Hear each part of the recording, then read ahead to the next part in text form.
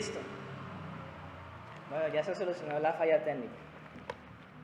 Entonces, bueno, muy buenas noches nuevamente. Buenas noches al que está también viendo eso a través de los medios virtuales.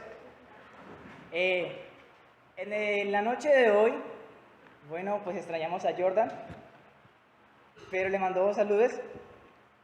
Así que no vamos a tocar el tema de las mujeres, que es el tema que está abarcando Jordan, ¿verdad? Pero pues vamos a continuar con el tema de las parábolas. Conmigo llevamos la serie de las parábolas. Así que vamos a retomar nuevamente las parábolas. Y estábamos estudiando las parábolas de un libro específico que es el libro de Lucas. Así que vayamos al libro de Lucas. Si recordamos es el número ¿qué de la Biblia? Echémosle mente. 42 porque el 40 ¿a dónde llega? Mateo. 43. Marcos. Lucas. Juan. Lucas. 42. Exacto. Entonces, libro número 42. Nosotros, hace como 4 semanas antes, más o menos, ya un mes, había tenido la oportunidad, gracias a Dios, de compartir, pues, este maravilloso tema de las parábolas. Habíamos tocado, ¿cuántas parábolas la vez pasada? ¿Sí? 4. 3, Laura dice que 3. Felipe dice que 4, el pastor Felipe dice que 4. Bueno, fueron 3 más la conclusión. Bueno, pero sí se tocaron 3 parábolas. A lo último fue que el recuento, el resumen, el recorderis, como se dice. El recorderis. Y nosotros estábamos en el capítulo 13, ¿sí? ¿Quién da más? Bueno. ¿Por qué? Estamos en la parábola de la gran cena. Entonces ya vamos en el capítulo 14. Vamos en el capítulo 14. Si lo ven, vamos llevando las parábolas no como temática, sino lo vamos llevando en orden, como está escrito. A medida que va avanzando el capítulo, pues se va tocando la parábola. Porque también, si ustedes lo pueden mirar también por temáticas, las parábolas también tienen unas subdivisiones. Bueno, entonces en el día de hoy nos vamos a ir al capítulo 15, porque el capítulo 14 era la última parábola que habíamos hablado y era la parábola de la gran cena. En el capítulo 15, la Reina Valera encabeza esta parábola con un título. No sé si en otra versión cambia de título. En otra versión cambia de título la señora. En la de Natalia. De la oveja perdida. Bueno, hay unanimidad. Hay unanimidad en este caso. Entonces, pues la prédica va a titular como aparece en el título: Parábola de la oveja perdida. Si en sus Biblias de pronto aparece allí un paréntesis, en la mía aparece, se referencia también Mateo, capítulo 18, versículo de 10 al 14. ¿Sí? Esa es la referencia, porque es la misma parábola. Así que vamos a mirarla. El Evangelio de Mateo. Por favor, Felipe, ¿es tan amable? Pastor Felipe. Mateo capítulo 18, desde el verso 10 hasta el verso 14.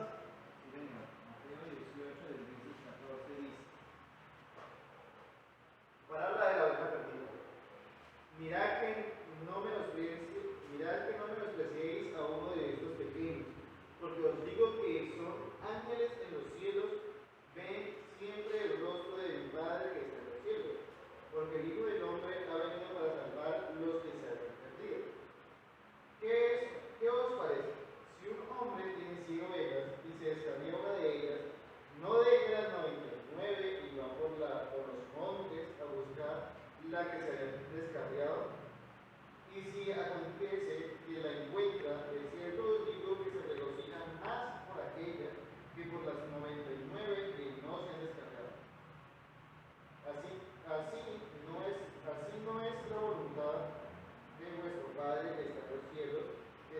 cada uno de estos pequeños. Listo. ¿Comprendimos la historia? ¿Sí? ¿De qué trata? Entonces vemos que hay un pastor, hay una oveja, en sí son 100 ovejas que ponen allí, son 100 ovejas pero se enfocan en una, que es la que se extravía, la que se pierde, ¿cierto? La descarriada, la oveja descarriada. Entonces, como lo vemos, entonces ya ahorita sí ubiquemos en el capítulo 15 de Lucas y vamos a ver qué es la misma parábola, qué es la misma parábola. Y comenzamos en lectura. Se acercaban a Jesús todos los publicanos y pecadores para oírle. Y los fariseos y los escribas murmuraban diciendo: Este a los pecadores recibe y con ellos come. Entonces él les refirió esta parábola diciendo: ¿Qué hombre de vosotros, teniendo 100 ovejas, si pierde una de ellas, no deja las 99 en el desierto y va tras la que se perdió hasta encontrarla? Y cuando la encuentra, la pone sobre sus hombros gozoso. Y al llegar a casa, reúne a sus amigos y vecinos, diciéndoles: Gozaos conmigo, porque he encontrado mi oveja que se había perdido. Os digo que así habrá más gozo en el cielo por un pecador que se arrepiente que por 99 justos que no necesitan de arrepentimiento. Entonces, como de introducción y como de mero título, ya sabemos a qué nos enfrentamos en esta parábola. ¿Sí? Vamos a hablar de esa oveja perdida. Vamos a hablar de esa oveja perdida. Y hagamos un ejercicio en nuestra mente. Suponga que, yo sé que aquí han jugado lo que es la gallina ciega. Hace poco jugué la gallina ciega. La gallina ciega. Supóngase que alguien le pone, bueno, voy a meterme en esta historia. Supóngase que yo le vende sus ojos. ¿Sí? Le vende sus ojos. Y me lo lleve por allá a otro lugar donde usted no conoce, donde usted no sabe si da un paso con qué se va a tropezar o si de pronto va a caer o qué le irá a pasar. ¿Sí se ha sentido en esa situación cuando se venda los ojos y no puede ver qué es lo que hay al frente de usted y usted se siente vulnerable? ¿Y usted siente que un paso representa un peligro? Prácticamente como si de un paso dependiera su vida, porque si qué tal que con ese paso usted se tira a un abismo.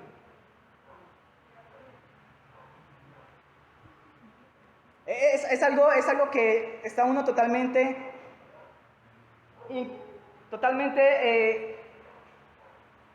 ¿cómo lo puedo decir? Está totalmente libre a cualquier cosa, expuesto a cualquier cosa. Así que vamos a aplicar de una vez teología. Cuando las cosas andan muy mal, la palabra perdido es la más apropiada para describir que el hombre está sin Dios. Que el hombre está sin Dios.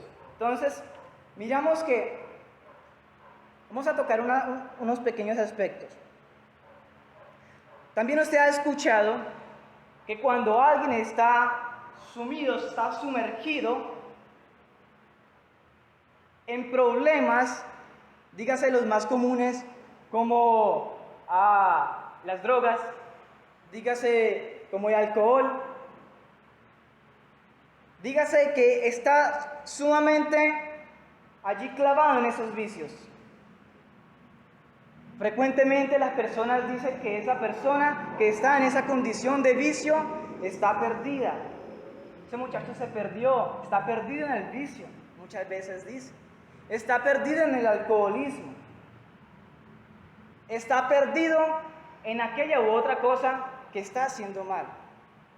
Si es un ladrón, bueno, lo que sea, hay tantos ejemplos. La cuestión es que está perdido. ¿Y qué lo caracteriza de que esté perdido?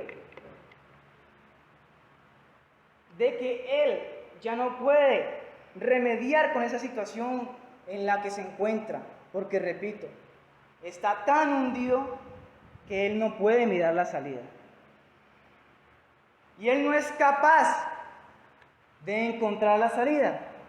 No es capaz de enfrentar una situación. No es capaz porque está perdido. Está perdido ya su ánimo, ya su esperanza. Ya está prácticamente ida. Y entonces vemos que esa persona simplemente transita en medio de sus vicios y en medio de su perdición. Por eso es que es tan difícil salir. Por eso es que es tan difícil salir. No puede, no encuentra la manera, no está a su alcance de salir. Porque ¿quién, dígame quién, si usted o yo estamos en esa condición de perdido total, quién no quisiera salir de allí donde está? Mira, si usted habla con drogadictos, si usted habla con personas de la calle, usted habla con personas que han pasado y que se encuentran en esa situación, ellos, así estén hundidos, ellos reconocen que ellos quieren salir y ellos desean salir. Ellos tienen ese anhelo de salir porque saben que es una vida dura, porque saben que ellos no pueden hacer nada, que su vicio lo están manejando y que simplemente son controlados. Están perdidos, están controlados. Incluso la persona que se encuentra en ese estado lo reconoce y él quiere que uno le dé una esperanza. Quiere salir de esa situación. Y lo más, no la recomienda a nadie. No la recomienda a nadie. Hay veces que se entablan conversaciones, sé que algunos de ustedes también la han entablado. En mi caso yo he entablado conversaciones con personas así. Y lo que dice, hermano, no se meta en esto. Que una vez usted se mete, usted no vuelve a salir.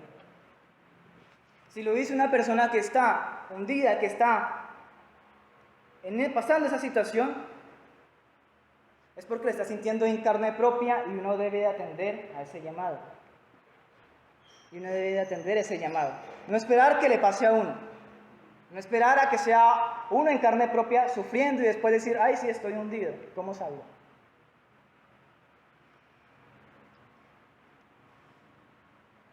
Cuando ellos no saben manejar las situaciones, no saben manejar las derrotas, ¿qué es lo que pasa? Ellos se retraen en la vida. Ellos se retraen, se quedan allí y ya no pueden avanzar. Y ya no pueden avanzar. Y de eso es lo que vamos a tocar en el tema de hoy. La parábola ¿de qué? De la oveja perdida. Si miramos en la Biblia, si miramos el capítulo 15, se encuentran 3 parábolas seguidas, que es la parábola de la oveja perdida, la parábola de la moneda perdida y también la parábola del hijo pródigo, o del hijo despilfarrador, en otras palabras, que malgasta, quiere decir esto de pródigo. Mira, y es interesante porque nosotros hemos tocado parábolas gemelas, ¿verdad? Hemos tocado en 2 ocasiones, hemos tocado parábolas gemelas. Ahorita nos encontramos con este tema, porque es un solo tema, un tema general, pero me habla de la oveja perdida, de la moneda perdida y del hijo pródigo. Y si nosotros leemos el hijo pródigo, ¿qué es lo que pasa? Que también se perdió. Entonces estamos hablando de una constante que está perdido. Perdición, es la constante de esas 3 parábolas. No sé cómo se dirá, gemelas o trillizas. La cuestión es que es el primer caso de lo que hemos venido estudiando, que se encuentran 3 parábolas hablando de lo mismo. 3 parábolas hablando de lo mismo. Así que, claro, difieren en cuanto a la historia y todo, pero el mensaje grande, el mensaje general es el mismo, y es que están perdidos. Cuando ustedes le hablen acerca de la oveja perdida, ¿sí? Y usted dice, no, es que yo tengo un pensamiento, yo tengo un conocimiento acerca de la moneda perdida. O quizás usted diga, no, es que yo me he familiarizado más con el hijo pródigo. Pero en sí, tenga en cuenta que esas tres tocan un tema. Así que, si alguna vez le hablan acerca de una de estas parábolas y no recuerde las otras, ya sabe cuál es el tema general. Entonces, dice la parábola de la oveja perdida. Vamos a iniciar. Versículo 1. Se acercaban a Jesús todos los publicanos y pecadores para oírlo. Versículo 2. Y los fariseos y los escribas murmuraban diciendo: Este a los pecadores recibe y con ellos come.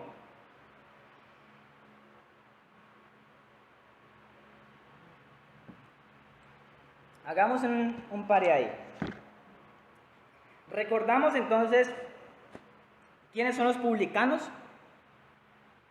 ¿Sí recordamos quiénes son los publicanos? ¿Sí nos recordamos de eso? ¿Sí? Lo hemos tocado, pero bueno, los publicanos son las personas que recaudan impuestos. Mayormente eran judíos.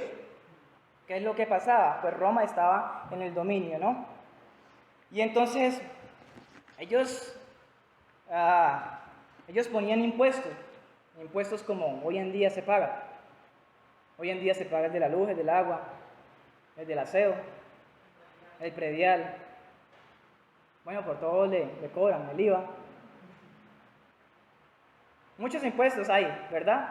Pero vemos que esto no es de ahora, que en sí desde tiempos antiguos se cobraban impuestos también. Y eran muy parecidos a los actuales, pues digamos que no tenían la misma terminología. Los romanos no van a decir, ay, le vamos a subir al IVA.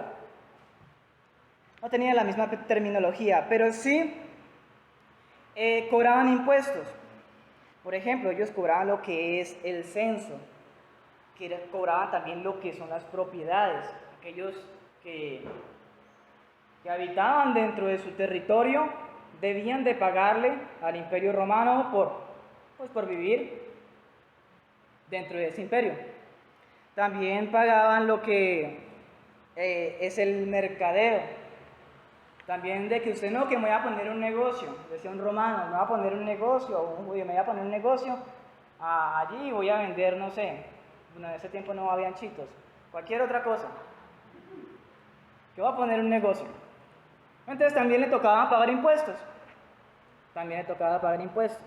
o por los servicios, también pagaban impuestos, incluso por pedir que digamos que estaba en un problema legal y necesitaba ir a ver al juez, también debían de pagar al juez, debía de pagar ese servicio. Entonces vemos que esto de los impuestos ya hace rato tiene origen, y es lo que se nos presenta con los publicanos. Los publicanos eran las personas que se encargaban de recaudar impuestos. Bueno, hay algo más con los publicanos. Aquí estamos hablando del oficio, pero ellos eran tomados como de lo más malo. Se le utilizaba así en un término despectivo, publicanos, porque, pues primero que todo, eran judíos que estaban sirviendo a Roma, y para que un judío sirviera a otra nación que no fuera de propia Judea o que no fuera de los israelitas como tal, pues ellos ya era un acto de traición. Entonces eran traicioneros. Además que también cuenta la historia que ellos también se quedaban con una parte. En sí, había un resto de problemas ahí, y la cuestión es que a los recaudadores de impuestos o a los publicanos no los querían.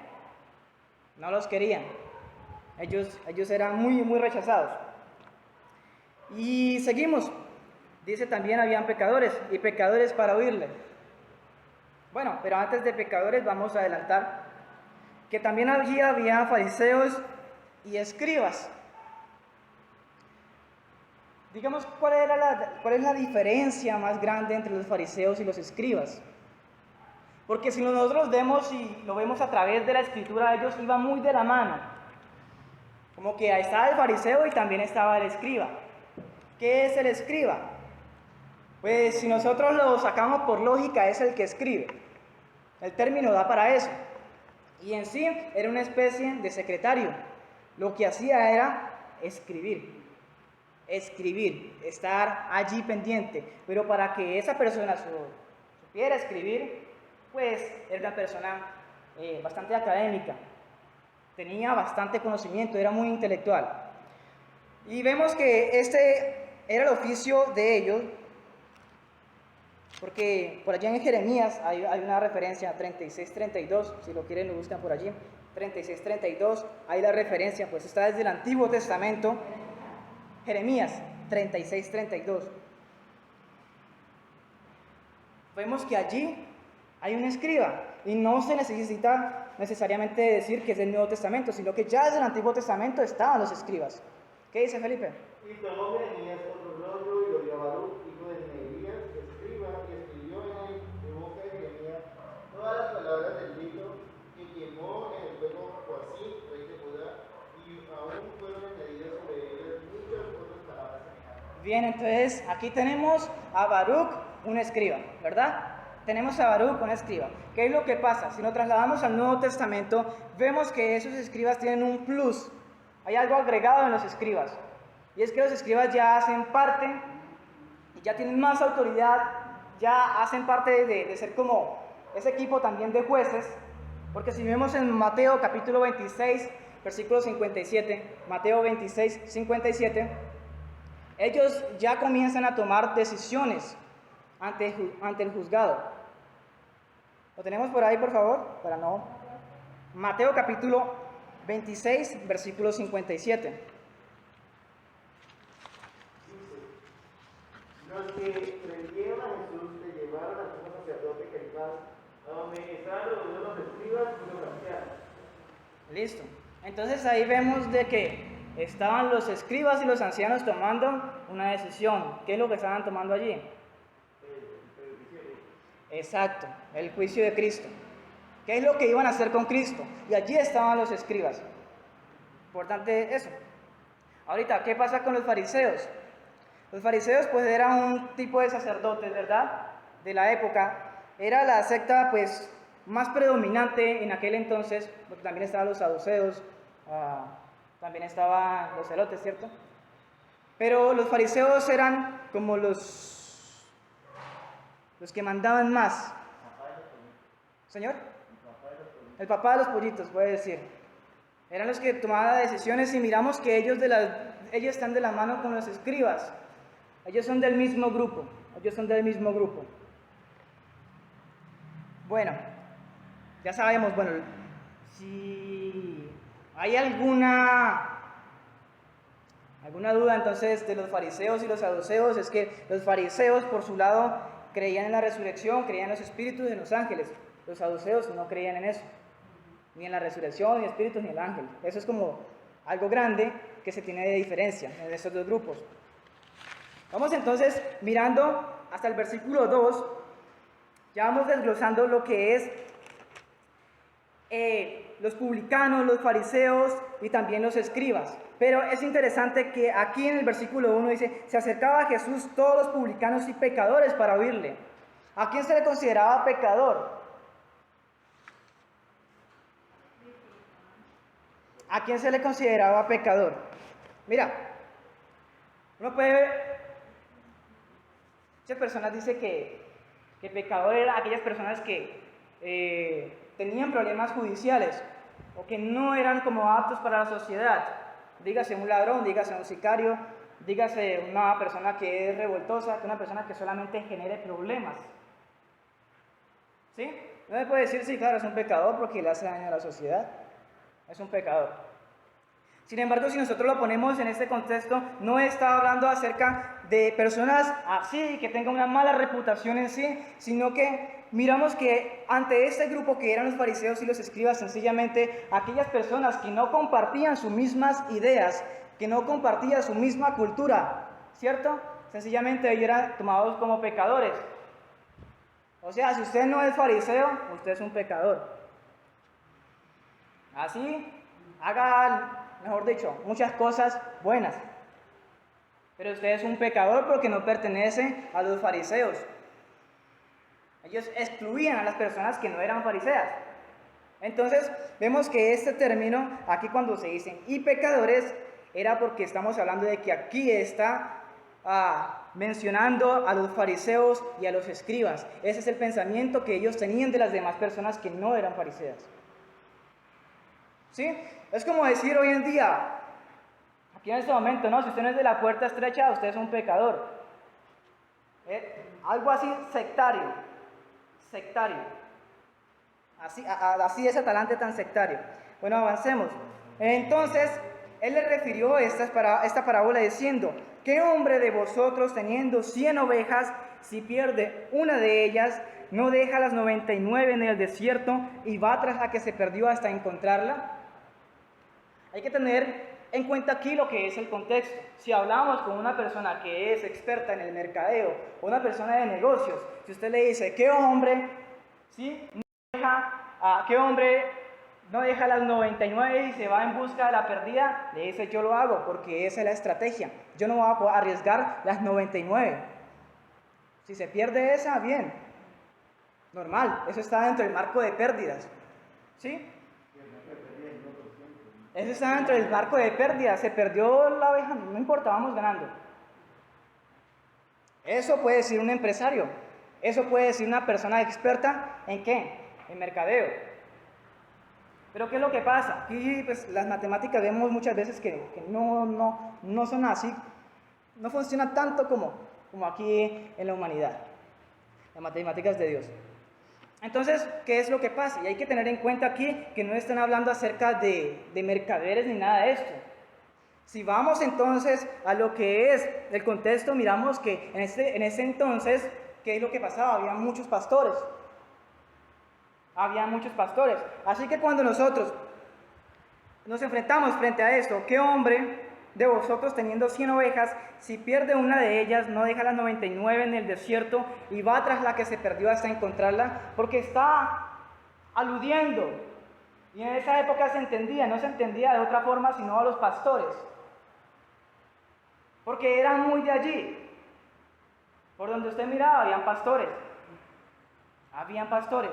Entonces, más bien, ¿qué pastor no deja las 99 y va en busca de la que se perdió? Si tenemos en cuenta esto, ya cambia entonces un poco la idea.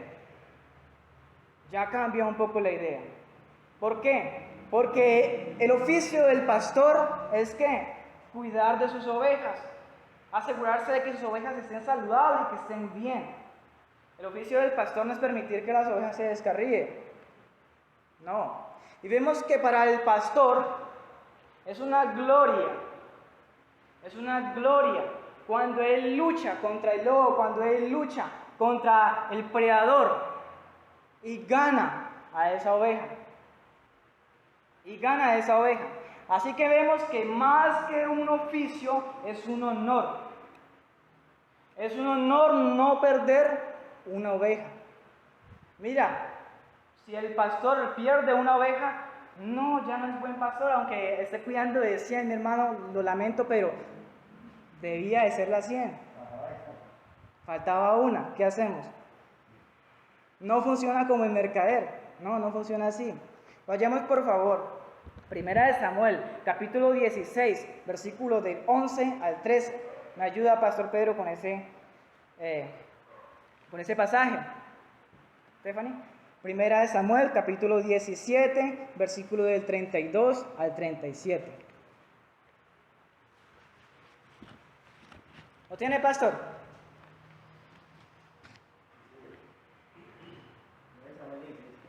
16, versículo del 11 al 13. Del 16. Tú el 17. Sí, señor. Entonces dijo Samuel a Isaí: ¿son estos todos tus hijos? Y él respondió: queda aún el menor que apacienta las ovejas. Y dijo Samuel a Isaí: envía por él, porque no nos sentaremos a la mesa hasta que él venga. Listo. ¿Hasta ahí? 13. Ajá, hasta ahí. Más todavía. Hasta ahí. Ah, ¿y falta el 13? Dale. Envió pues por él y le hizo entrar, y era rubio, hermoso de ojos y de buen parecer. Entonces Jehová dijo: levántate y únelo, porque este es. Y Samuel tomó el cetro, el cuerno del aceite, y lo ungió en medio de sus hermanos, y desde aquel día en adelante el espíritu de Jehová vino sobre David. Se levantó luego Samuel y se volvió a Ramá. Listo. Ahorita sí. Primera de Samuel, capítulo 17, desde el verso 32 al 37.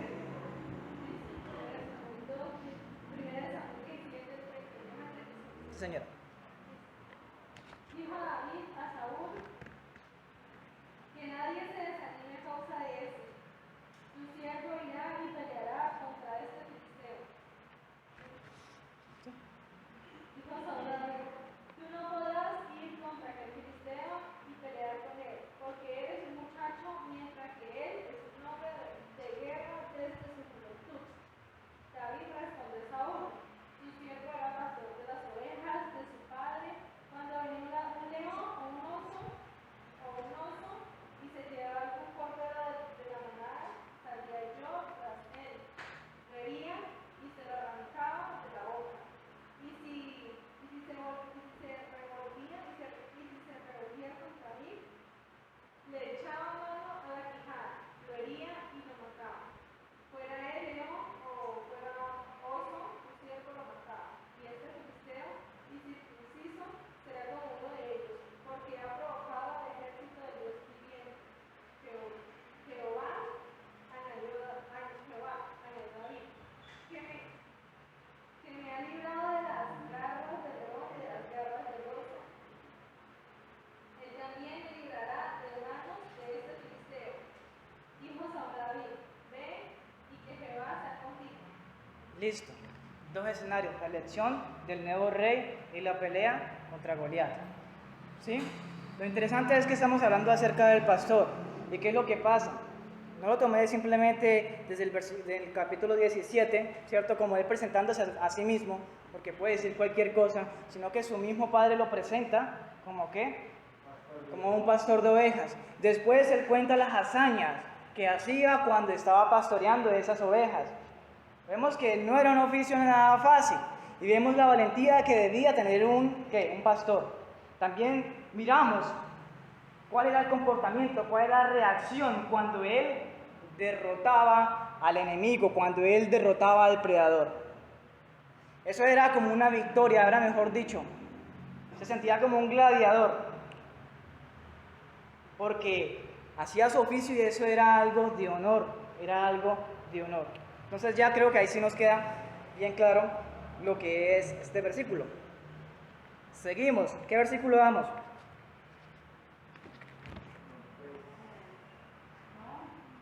Vamos en el 4, ¿verdad?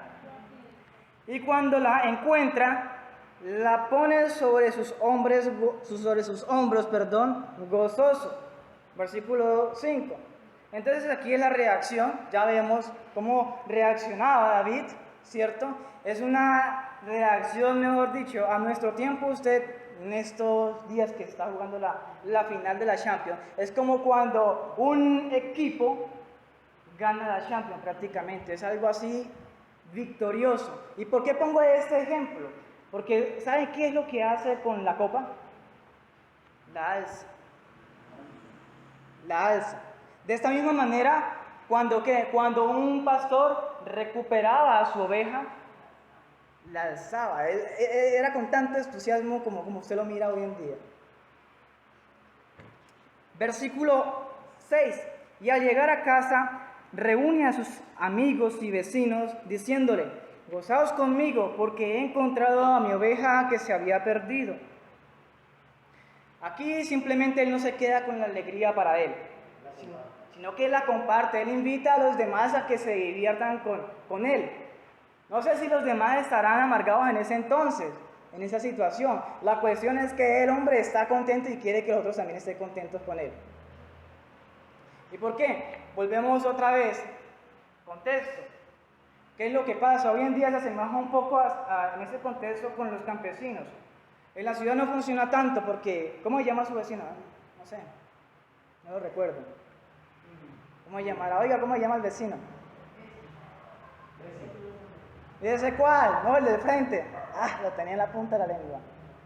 La cuestión es que hay una indiferencia total frente a las demás personas. Frente a las demás personas que lo rodean a uno.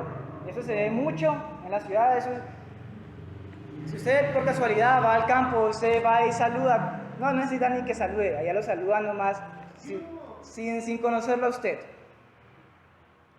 Y cuando usted ya compra un terreno allí y ya comienza a vivir como tal en el área rural, entonces llegan los vecinos y hay un reconocimiento.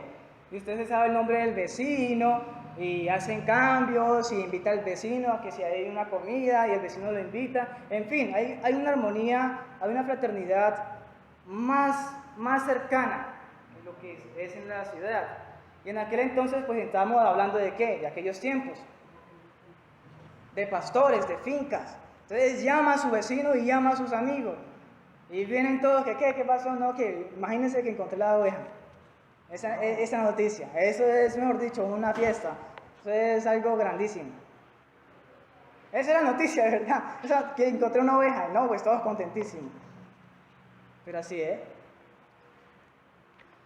Ahorita dice, os digo que así habrá más gozo en el cielo por un pecador que se arrepiente que por 99 justos que no necesitan de arrepentimiento. Entonces aquí vemos la historia, aquí vemos el mensaje.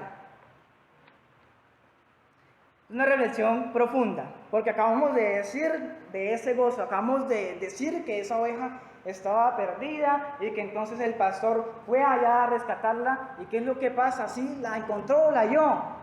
¿Y qué pasa? ¿Qué hizo después? Celebrar y invitar a los demás. Y eso es un regocijo, es un gozo tal que es grande. Dice entonces el versículo 7, os digo que así habrá más gozo. ¿Por qué? Dice, que así habrá más gozo en el cielo por un pecador que se arrepiente. O sea, si una persona pues en su capacidad pues no puede armar así un banquete grandote, ¿cierto? Porque uno está limitado a lo terrenal. Pero imagínense el gozo que habrá en el cielo, ¿sí? O sea, con todas las de la ley, el gozo que habrá en el cielo. ¿Por qué? Por uno. Ahí no me está hablando de las 99. Ahí me dice, así habrá más gozo por los 99 que permanecieron allí. Y el uno, pues no sé.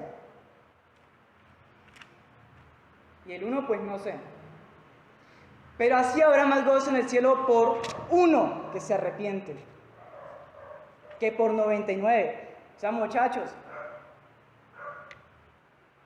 Dios está alegre con nosotros, con sus hijos, ¿verdad? Pero algo que ustedes deben tener en cuenta es que nunca va a ser el mismo regocijo que cuando una persona nueva llega a los pies de Cristo. Es una celebración grande. Eso no se nos pasa muchas veces cuando predicamos, ¿verdad? ¿No? Como, uy, que estás celebrando, no. No se nos pasa muchas veces en la mente, pero hay que tenerlo en cuenta. Cuando nosotros vamos y predicamos, cuando nosotros compartimos la palabra a alguien más, y aquí está enfocando a ese punto de esa oveja perdida, a esa oveja que como lo dijimos en la introducción, por X o Y circunstancias de la vida está hundido en su vida. Y cuando esa persona que dice se arrepiente, eso hay una conmoción, una felicidad grandísima en el cielo, un gozo total en el cielo. Estaba fácil la parábola. Entonces dice, así os digo que habrá más gozo en el cielo por un pecador que se arrepiente, que por 99 justos que no necesitan de arrepentimiento. Ahorita al final del versículo, la parte B, es un sarcasmo, ¿sí? Porque vemos que quién hay justo. Porque vemos que quién hay justo. Iniciemos de ahí. ¿Quién es justo? ¿Quién es justo? Solamente Cristo, ¿verdad? Solamente Cristo.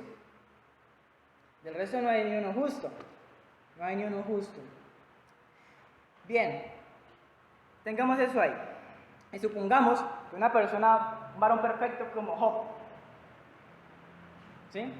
Que Dios lo presenta como justo. No podemos desconocer eso, si es que Dios mismo lo presenta como justo. ¿Qué es lo que pasa? Aquí lo que está es una forma jocosa, si le pudiéramos poner unos paréntesis, unas comillas ahí, justo, porque aquí no estamos hablando de que los fariseos y que los escribas estén dando un buen ejemplo, sino que al contrario, por eso es que es una forma jocosa, sino que es al contrario. Aquí lo que quiere decir es que ellos se creen justos. No hay una presentación de los fariseos y los escribas como justos, sino que es un indirectazo. Un indirectazo bien directo, porque vemos que era la audiencia ahí. Que así habrá más gozo en el cielo por un pecador que se arrepiente que por 99 justos que no necesitan de arrepentimiento.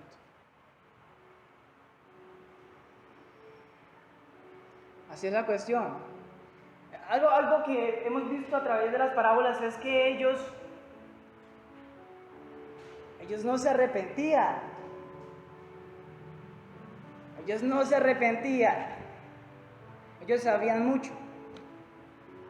Pero ellos tenían su ego tan grande que era una vergüenza decir que ellos se arrepentían, porque ellos eran los líderes. O sea, ¿cómo usted de líder va a ponerse en lugar tan bajo diciendo que usted se arrepiente? O sea, ¿usted no está seguro? ¿Usted no está seguro en lo que ha creído? Pero es que la Biblia nos manda a que nos arrepintamos, dice en todo tiempo, porque somos pecadores. No importa lo letrado que usted piensa que es. No importa tanta doctrina que usted sepa. Si ustedes saben más doctrina, seguramente eso lo va a llevar más a los pies de Cristo y va a estar más de rodillas. Esa es la cuestión. Os digo que así habrá más gozo en el cielo por un pecador que se arrepiente que por 99 justos que no necesitan de arrepentimiento. Bueno, se nos está acabando el tiempo. Aquí es interesante tener algo en cuenta, que es el dueño de la oveja, ¿cierto? Quien siente esa alegría. Y también es el mismo dueño de la oveja que muchas veces nos encontramos que siente ese profundo dolor. Mira, es que cuando nosotros sentimos dolor en nuestros pecados, en nuestras iniquidades, en cualquier cosa que nos esté pasando en la vida, la Biblia habla que eso no es comparado tampoco con el dolor que siente Dios por sus hijos. Es mayor el dolor que siente Dios que el que usted está sintiendo en carne propia. Aunque esté diciendo, pero es que yo el que estoy sintiendo, pero mayor es el que está sintiendo Dios. Y si es de felicidad, pues también arma un banquete, una fiesta grandota en el cielo por ese pecador que se arrepiente. Por ese pecador que se arrepiente. Eso para que tengamos en cuenta. Aquí nos habla de algunas palabras claves. Perdido, ¿cierto? Iniciamos con perdido. ¿Qué más iniciamos? Con buscar. Después, ¿qué pasó? Hallar. La halló. No simplemente que la buscó y no la encontró, no, la halló. La halló. Y después de que la haya, se goza, se regocija. Entonces tenemos perdido, tenemos el buscar, tenemos el hallar y tenemos el regocijar, el gozo. Tenemos el gozo. Eso es muy importante. ¿Por qué? Mire, el cristianismo, a diferencia de cualquier otra religión, de cualquier otra creencia que diga ser, la mayor diferencia es que nos muestra en esta parábola. La gente se esfuerza mucho para agradar a Dios y hace rituales y hace un poco de cosas extrañas con tal de agradar a Dios. Entonces, ¿qué es lo que estamos mirando acá? Estamos mirando el orden invertido de la oveja y el pastor. Estamos mirando que la oveja busca a su pastor. Estamos mirando aquí que la oveja es la que busca allá al pastor, esa oveja perdida. Tenga en cuenta, la oveja perdida. Una oveja perdida nunca va a buscar a su pastor. Mira, eso lo pongo en qué sentido, en el sentido ya de que el hombre cuando está perdido nunca va a buscar a Dios. Es una parábola, ¿no? El hombre que se ha perdido nunca va a buscar a Dios. Si usted está aquí, si yo estoy aquí, no fue porque nosotros tuviéramos una inclinación más que los demás de buscar a Dios. Que quizás por nuestro pensamiento se nos pasaba más, no, que la santidad, eso nunca, eso es una mentira. El hombre nunca por sus propias fuerzas, el hombre nunca por su propia decisión busca a Dios. Y entonces es cuando aquí diferenciamos lo que es el cristianismo y lo que no es el cristianismo.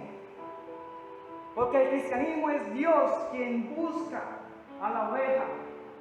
Dios es el que busca a aquel hombre. Dios es el que lo buscó a usted, a usted, a usted, a usted, a cada uno de ustedes y a mí. Es el que nos buscó. ¿Y qué pasa? Después pasa de que nos halló. Y se regocijó cuando nosotros, ¿qué? Nos arrepentimos. Nos arrepentimos. Eso es algo para tenerlo bien en cuenta. El hombre no busca a Dios. No busca a Dios. Pero lo que sí le puedo decir es que tenemos al Dios de los perdidos. Eso sí le puedo asegurar. Vayamos a Lucas, capítulo 19, versículo 10. Versión Palabra de Dios para todos dice: porque el Hijo del Hombre vino a buscar a los perdidos y a salvarlos. Es cuando se refiere a vino a buscar lo que se había perdido. Aquellos hombres que estaban perdidos, los vino a buscar y los vino a salvar. Si nosotros nos pregunta cuál fue el propósito por el cual Jesús vino a la tierra, está aquí. Porque Dios fue el que vino. ¿Sí? Miramos entonces desde el nacimiento en Belén. Miramos, poquito sí de su infancia porque nos narra poco, pero miramos todo su ministerio. Y fue Él quien vino a la tierra. Nosotros fuimos al cielo, como también lo presenta pues, en el Génesis, ¿no? Cuando querían construir la torre e ir allá. Así no funciona. Hemos invertido aquí, la oveja perdida tratando de ir al pastor. El pastor o Dios es quien busca. Dios es quien busca. De la misma manera, entonces, nos manda a través de la Escritura a buscar a los perdidos. Dios nos ha hecho pescadores de hombres, como se lo dijo a quién. ¿A quién se lo dijo? A Pedro, pescador. Al apóstol Pedro. De esa manera es que nosotros somos pescadores de hombres. Y vea, algo que también debemos de sacarnos de la cabeza es que si ustedes son una iglesia local, no cometa ese mismo fallo que tenían los fariseos y los escribas entonces. Es que si usted no pertenece acá, entonces usted no es. Usted no es. No. Mira, las iglesias locales aún estamos en carne. Tienen errores. Tenemos errores. Somos humanos, tenemos errores. Porque la iglesia no son las cuatro paredes, la iglesia es usted, cada uno de ustedes y yo. Y tenemos errores, por eso es que no hay una perfección total todavía mientras estamos en carne. Cuando ya Jesús venga en su segunda venida, ahí se ve una perfección, porque tenemos a un solo y al único pastor. Ya porque ya estamos renovados totalmente, otra dimensión. Pero no seamos sectarios. No seamos sectarios. No, que si usted no es de acá, que entonces no. Nada por el estilo. Nada por el estilo. Hay que tener cuidado en eso. Hay que tener cuidado en eso. Y si vemos acá, es bonito ver que también demanda el ir por esa oveja. El ir por esa oveja. Y es algo que hay que tener muy en cuenta. Muy en cuenta. Dios no quiere que nosotros seamos pasivos. Pasivo es que yo me siento, yo asisto a clases, algo así, y ya. Conformistas, póngalo usted. Debes de ser activo. Por algo le dijo, ir a predicar. No, eso sí ahí, no. O sean pescadores, que piensa que el pescador simplemente va y saca el anzuelo y lo tira ahí y ya va a pescar. No, es cierto. El pescador debe que ir al charco, debe que ir al río y prepararse y llevar toda su indumentaria para ir a pescar. Eso no es la cuestión de que yo saco el anzuelo y lo tiro y ya saco el pescado. Y otra cuestión es que, lo que quiero decir es que en el tiempo tampoco daba el contexto para ir a pescar en acuarios. ¿Verdad? ¿Qué es lo que quiero decir? No es aquí mismo. No es aquí mismo. ¿Por qué? Porque gracias a Dios, y yo creo de que Dios nos ha llamado ya a cada uno de nosotros. Y ya ha tenido esa expresión, esa gran fiesta en el cielo. ¿Sí? Pero ¿qué es lo que pasa? Hay que ir por la oveja perdida. Porque gracias a Dios, Dios, pues, contento con nosotros. Nosotros contentos con Él. Pero hay una mayor alegría y un mayor gozo por aquella persona que no tiene a Dios. Es aquella persona a la cual nosotros debemos de ir, porque nosotros somos pescadores de hombres. Pescadores de hombres. Por eso es que no hay que, como que aferrarnos a estas cuatro paredes, y no es el sentido. Allá es donde se pesca. Allá afuera es donde se pesca. Allá está el río. Gracias, Padre Celestial, por regalarnos este espacio para aprender más de tu palabra. Gracias por todas las enseñanzas que nos has dejado a través de todas las parábolas que gracias a ti, Señor, has querido que se reproduzcan, Señor, que yo sea ese portavoz, Señor, tuyo, para que el pueblo también las conozca. Porque hay gran riqueza en el mensaje de estas parábolas. Gracias por dejarnos también de esta manera, en este género, género literario, tu palabra. Gracias por el mensaje que allí das. Gracias por el mensaje de hoy. Ir por las ovejas perdidas, regocijarnos en ello, ser pescadores de hombres, ser pescadores de hombres. Bendícenos, Señor, danos mucha sabiduría, danos, Señor, el discernimiento y aviva el fuego del Espíritu que mora en nosotros.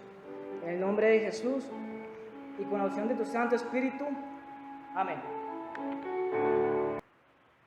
Bueno, aquellos que nos están viendo por medio virtual, los invitamos a que se suscriban a nuestro canal, La Puerta Estrecha, ¿verdad? Como aparece, que hay muchas más predicas, hay tema bastante, hay variedad de temas para...